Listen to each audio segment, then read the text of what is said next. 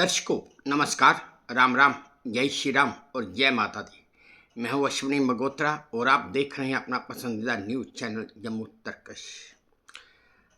सुबह का वक्त है और रोजाना की तरह कुछ चुनिंदा खबरें। पहली खबर, अब तो भारत में दो दो ताजमहल हैं।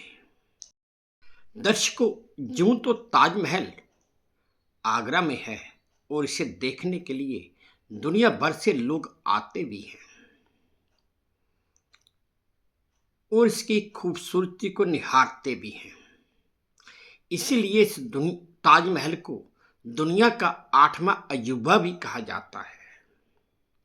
पर अब मैं आपको बता रहा हूं कि इस भारत में दो दो ताजमहल हैं। एक ताजमहल जो शाहजहां ने आगरा में बनवाया था और दूसरा ताजमहल मध्य प्रदेश के बुरहानपुर में एक अनंत प्रकाश चौकसी ने अपनी पत्नी के लिए ताजमहल की तर्ज पर 4 BHK का एक घर बनवाया है। इसे देखकर आप भी धोखा खा जाएंगे और आपकी आंखें भी चुंधिया जाएंगी। अगर एरिया की बात करूं तो इस नए ताजमहल जैसे घर का एरिया आगरा वाले ताजमहल के एरिया से 1/3 कम है, पर है उतना ही खूबसूरत जितना आगरा का ताजमहल है।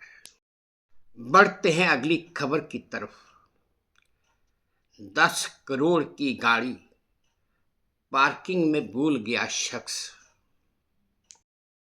दरअसल दर्शकों, खबर और जानकारी ये है कि Harry Potter fame Richard Harris New York में अपनी 10 करोड़ की कार रॉयल रॉयस वी कार न्यूयॉर्क की एक पार्किंग में पार्क करके भूल गए थे। उन्होंने वो कार 1960 के दशक में उस समय खरीदी थी जब उनकी प्रसिद्धि चरम पर थी और 25 साल तक वह कार वहीं ही खड़ी रही। लग्जरी लाइफ स्टाइल जीने वाले हैरिस ने इस कार को 1960 के दशक में खरीदा था और रिपोर्ट्स के मुताबिक उनके निधन के बाद उनकी वाइफ ने गैराज शुल्क चुकाने के लिए उस गाड़ी को बेचा था। अब जरा सोचिए कि 10 करोड़ की कार आदमी ने एक पार्किंग में पार्क की और वो भूल भी गया और वो कार 25 साल वहीं पर खड़ी रही। है ना अजीब बात। तो दर्शकों, बढ़ते हैं अगली खबर की तरफ। गूगल मैप या गड्ढे का रास्ता।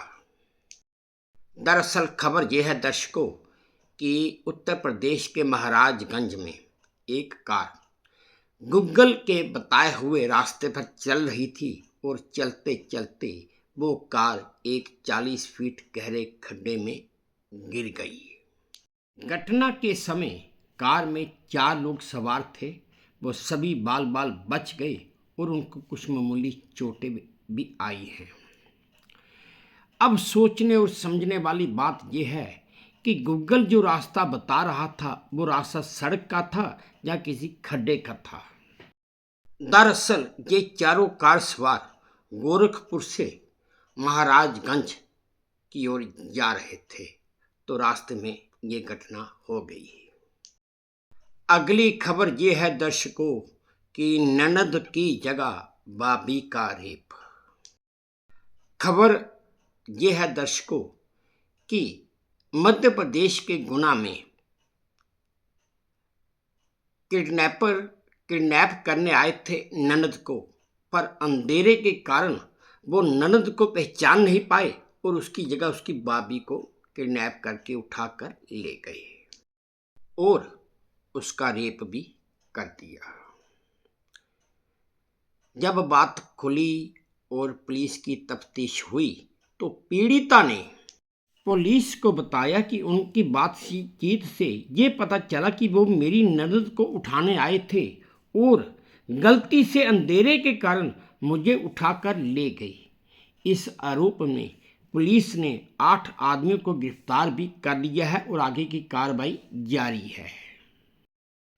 अगली खबर भी बड़ी रोचक है।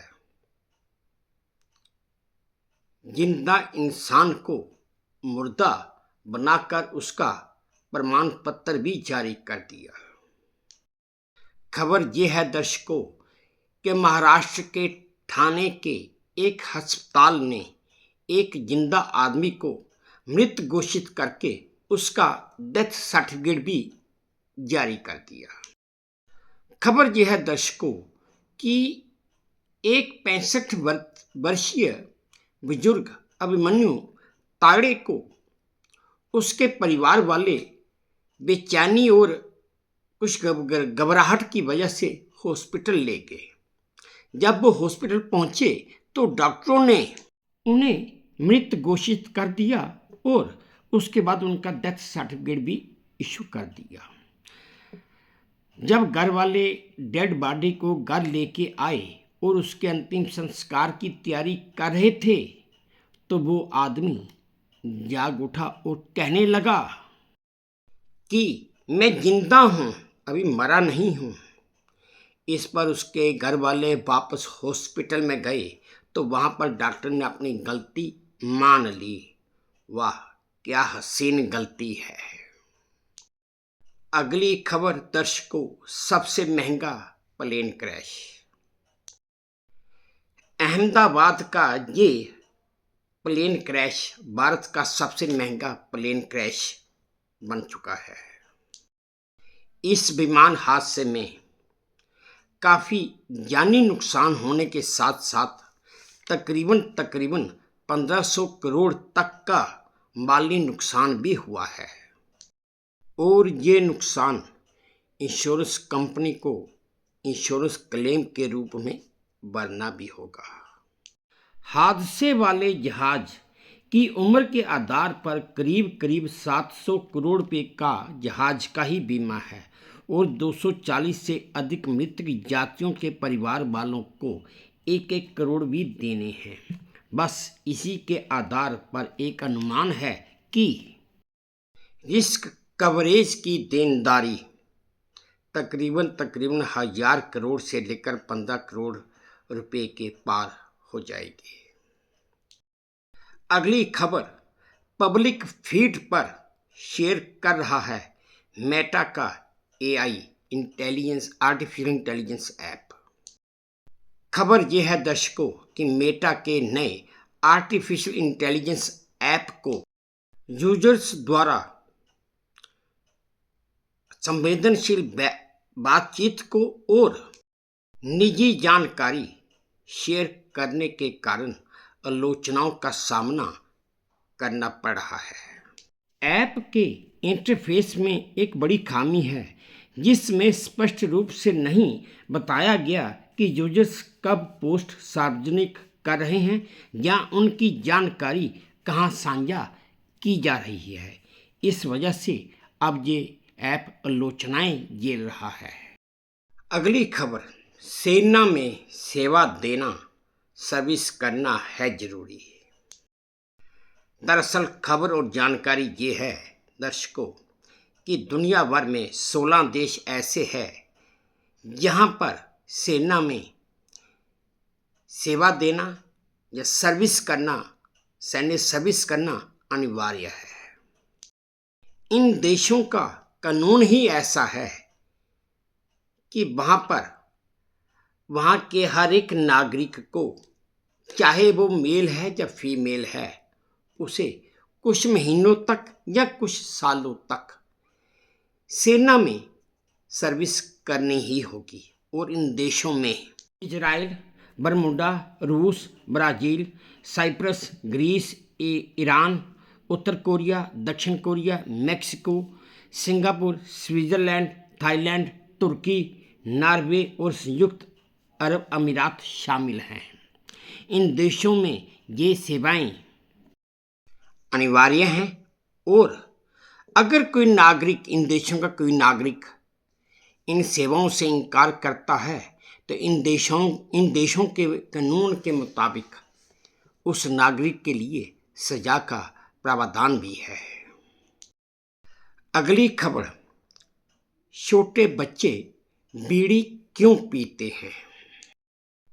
सोशल मीडिया पर एक टीचर द्वारा छोटे बच्चों से ये सवाल पूछे जाना कि छोटे बच्चे बीड़ी क्यों पीते हैं, ये एक वीडियो काफ़ी वायरल हो रहा है और इस वीडियो में टीचर ने सिर्फ छोटे बच्चों से ही पूछा है कि बच्चे बीड़ी क्यों पीते हैं और इस पर बच्चों के तरह तरह के जो जवाब आए हैं, उन जवाबों को लेकर एक बहस छिड़ चुकी है। बच्चों ने जवाब दिया कि कलवा चौक में पड़ी हुई बीड़ी उठाते हैं, बीड़ी अच्छी लगती है, शरीफ ने बीड़ी पीनी सिखाई, ऐसे ऐसे उत्तर बच्चों ने दिए हैं। अब ऑनलाइन ऐसे बच्चों के जवाब आए। इस जवाब को देखने के बाद सोशल मीडिया पर एक नई बहस ने जन्म ले लिया है। अब ये बहस कहाँ तक पहुँचती है, कहाँ तक नहीं, यह तो वक्त ही बताएगा। तो दर्शकों, बढ़ते हैं अगली खबर की तरफ। अगली एक खबर भी है और जानकारी भी है। कई जानवरों की उम्र आप शायद जानते ही नहीं हैं, या उनकी उम्र सैकड़ों साल है। जानकारी ये है दर्शकों कि टुआटारा न्यूजीलैंड में पाए जाने वाले ये सरीसृप 200 साल तक जिंदा रहते हैं। ग्रीनलैंड शार्क, ये शार्क 272 साल से लेकर 512 साल तक जिंदा रहती है।